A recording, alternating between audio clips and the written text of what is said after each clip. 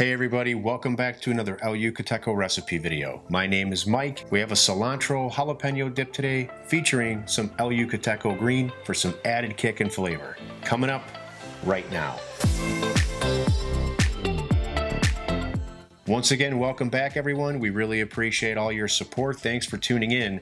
And don't miss out on any of these great video recipes we're putting out. Make sure you're following us by hitting that button down there. So for today's recipe, you're gonna need 6 simple ingredients to put this together. We're gonna start by adding some jalapenos into our blender that I've halved and seeded. Now you can leave some seeds in if you like for a little bit of extra heat, but for this recipe, I've removed the seeds. Now we'll be adding in an entire bunch of fresh cilantro, and we want to blend this down into a paste. So go ahead and blend it on medium or high, and make sure to have a silicone spatula ready so that you can push that down occasionally and continue to blend. After about 5 or 6 times of this, you'll have a really nice paste consistency. Now it's time to put this all together. So just have a mixing bowl ready. We'll start with some sour cream, mayonnaise, and ranch dressing mix.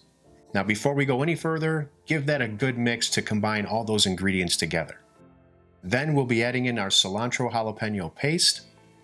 And of course, we're gonna kick this up with some El Yucateco Green, which is a perfect fit for this recipe. Now give that a good mix to combine everything well. Cover your bowl and place it in the fridge overnight so all those flavors can come together. And the next day you can serve it up just like this. My favorite part of the video. Cheers, everyone.